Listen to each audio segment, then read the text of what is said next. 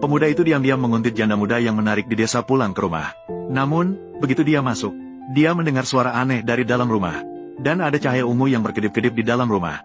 Saat pemuda itu kebingungan, janda itu tiba-tiba melemparkan sebuah kantong hitam dari dalam kamar. Setelah dia masuk ke dalam kamar, pemuda itu tidak dapat menahan rasa ingin tahunya. Dia segera mendekat untuk memeriksa kantong itu.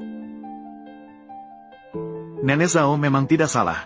Kamar dia tidak hanya memiliki mayat hewan, tapi juga ada desahan wanita. Jadi, kamar kamu sebenarnya menyimpan apa? Dan saat itu, ayah wanita yang lumpuh di tempat tidur. Begitu melihat dia masuk, seketika menunjukkan tatapan ketakutan. Kemudian wanita itu membawa sebuah baskom ikan dan meletakkannya di depan pria tua. Dia juga tersenyum aneh dan bertanya kepada ayahnya apakah dia mau makan. Melihat dia tidak menjawab, wanita itu mulai membantunya merapikan pakaian. Ayah melihat situasi itu segera berjuang dengan keras. Detik berikutnya, ikan di sampingnya jatuh ke tanah. Adegan ini seketika membuat wanita marah. Hanya terlihat dia mengambil tali yang ada di samping. Setelah mengikat pria tua itu, dia bangkit dan mengambil ikan itu untuk diletakkan di samping. Segera setelah itu, dia berencana untuk maju. Melanjutkan untuk membantu pria itu merapikan pakaiannya. Tolong. Pemuda di luar mendengar suara minta tolong dari dalam ruangan. Segera berlari masuk. Wanita itu segera menghentikan gerakannya saat melihat itu. Sementara itu, pria tua di atas ranjang juga pingsan sepenuhnya. Namun wanita itu sama sekali tidak peduli. Sebaliknya, dia berbalik dan bertanya kepada pemuda itu kenapa dia masuk. Pemuda itu segera menjelaskan setelah mendengar. Dia masuk karena mendengar suara minta tolong. Dia juga mengklaim bahwa dia adalah petugas komunitas. Setiap bulan dia secara rutin melakukan pemeriksaan kesehatan untuk penyandang disabilitas. Dan mengambil foto untuk dilaporkan. Namun wanita itu tidak memberikan tanggapan setelah mendengarnya. Sebaliknya, dia membawa ikan dari dalam ruangan ke halaman untuk disembelih. Pemuda melihat situasi itu dan tidak marah. Dia segera mulai mengambil foto di halaman sendiri. Melihat segala sesuatu yang hangat di sekitarnya, pemuda itu seketika merasa bahwa desas-desus di desa tidak begitu menakutkan. Namun saat itu, rumah misterius itu kembali memancarkan cahaya ungu. Ini segera menarik perhatian pemuda itu. Dia dengan penasaran bertanya kepada wanita itu apa yang ada di dalam kamar. Namun, wanita itu mendengar kata-kata ini. Seketika berhenti dari gerakannya. Kemudian, dia melangkah mendekati pemuda itu dengan memegang pisau dapur. Di sini adalah tempat yang bisa membuat orang bahagia. Apakah kamu ingin masuk? Ingin. Sungguh bodoh. Kemudian pemuda itu membuka pintu. Dia melihat bahwa di dalam kamar penuh dengan spesimen yang dibuat oleh wanita. Saat itu, pandangan pemuda itu tertarik oleh bunga matahari di samping. Dia segera bertanya kepada wanita itu, apakah dia bisa melihatnya dari dekat. Setelah mendapatkan izin, dia mulai perlahan mendekat. Namun, dengan cepat dia menyadari, di papan gambar itu ternyata adalah uang kertas. Namun saat pemuda itu berniat untuk meraih, dia dihentikan oleh wanita itu. Karena sudah jelas, seharusnya pergi. Apa sebenarnya yang dia sembunyikan? Ketika malam tiba, wanita cantik itu tiba-tiba mengundang pemuda itu untuk makan bersama. Di meja makan, wanita itu menyatakan dengan berbasa-basi, bahwa dia memperlakukan pria yang berbeda. Metode yang berbeda akan digunakan. Namun di detik berikutnya, dia mengubah topik pembicaraan. Bertanya kepada pemuda itu apa sebenarnya tujuannya datang ke rumahnya. Mendengar pemuda itu menyatakan bahwa dia hanya ingin peduli padanya, sikap wanita itu tiba-tiba menjadi dingin. Bahkan dia menyuruh pemuda itu untuk segera pergi setelah makan. Dia kebetulan bertemu dengan nenek dari desa yang sama. Xiao dia. Jin Ya mengatakan, kenapa kamu keluar dari sini? Jin Ya berbicara tentang drama. Ah, masih begitu senang. Jin Suju, kamu masuk untuk apa? Aduh, tidak ada yang terjadi, kan? Jin Ya bilang ini sangat seru. Nenek Zhao, orang menjadi tua, selalu membicarakan hal-hal aneh. Saya bertemu Cui Miao hari ini. Dia tidak hanya mengundang saya minum sup ikan, tapi juga mengobrol dengan saya. Selain hobi yang sedikit aneh, karakternya agak dingin. Tidak ada yang aneh seperti yang kamu katakan. Apakah dia tidak memberitahumu kalimat itu? Kata-kata apa? Orang-orang di sini sangat takut padanya. Baik pria maupun wanita. Selama mendekatinya, hanya dengan satu kata darinya bisa membuat orang mati ketakutan. Hei, lihatlah. Nenek Zhao, kamu datang lagi. Jangan bicara lagi. Ah, nenek menipumu untuk apa? Kamu ini bodoh sekali. Wanita ini setiap hari menerima paket.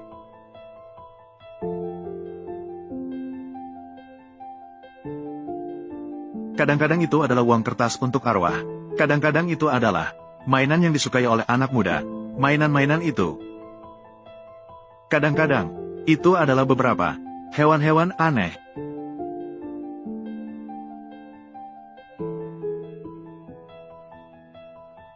Jadi paket-paket ini, dari mana asalnya? Apakah Anda tahu? Tidak tahu. Paket itu seolah-olah muncul begitu saja, dan setiap waktu diletakkan di depan rumahnya. Tapi sekali lagi, seorang gadis muda melihat barang-barang ini tidak seharusnya takut, dia malah tidak menunjukkan emosi sama sekali. Semua dibawa pulang. Itu tidak ada yang mengurus. Tentu saja ada yang mengurus. Terakhir kali seseorang melaporkan. Polisi datang menyelidiki. Akibatnya, dia tidak tahu apa yang telah dilakukan. Polisi pun pergi. Ini juga tidak tahu wanita ini memiliki kemampuan apa. Bagaimanapun, kamu harus hati-hati. Oh, saya melihat orang-orang yang mendekatinya. Semua sama seperti kamu. Awalnya sangat senang, tetapi akhirnya bukan kabur ketakutan, ya mati ketakutan. Juga tidak tahu mengapa dia tidak mengatakan kalimat itu padamu. Ah, sudah cukup. Nenek membawa cucunya pulang untuk memasak. Ah, Xiao dia. Cucu. Ah, cucuku. Wanita itu, Xiao dia. Nenek, jangan terburu-buru dulu. Mari kita masuk dan cari. Ayo, Nenek Zhao, kamu tunggu aku di sini. Aku akan membantumu menemukannya. Ah, hei, Xiao He. Kamu pasti sudah menemukan cucuku. Tapi jangan sampai terjadi sesuatu padanya. Tenang saja, Nenek Zhao.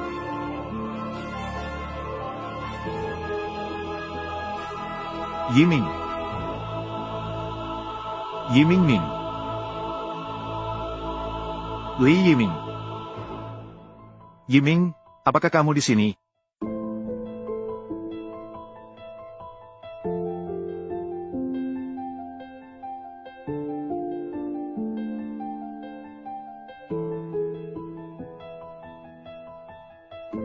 Ah, sudahlah, nyawa anak lebih penting.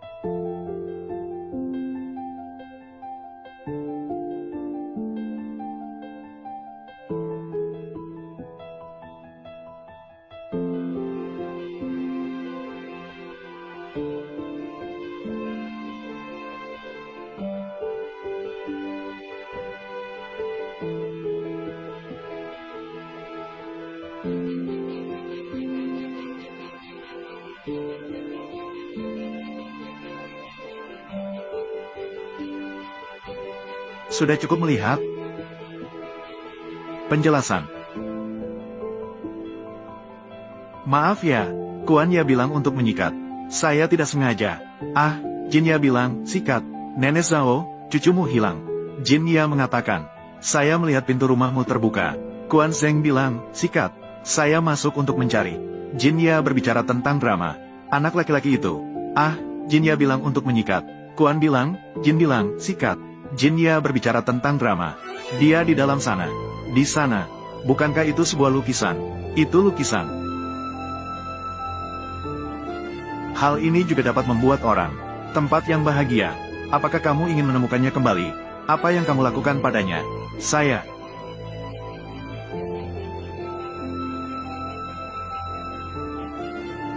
Dia masuk dengan sukarela. Apa yang dapat saya lakukan padanya? Bukan itu maksud saya. Biarkan saya melihatnya sebentar, supaya saya bisa memberi Nenek Zhao penjelasan.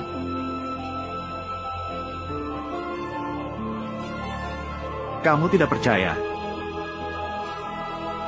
Bukankah kamu bilang, saya punya sesuatu, bisa minta bantuan padamu. Bagaimana? Sekarang takut? Tidak takut. Bukankah kamu selalu ingin tahu tentang hal-hal di sini? Kalimat itu, apakah kamu ingin mendengarnya?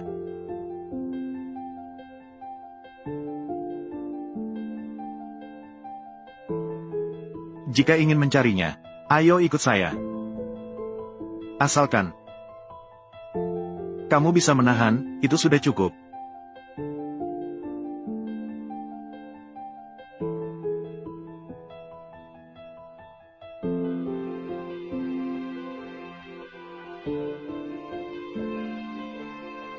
Ayo datang.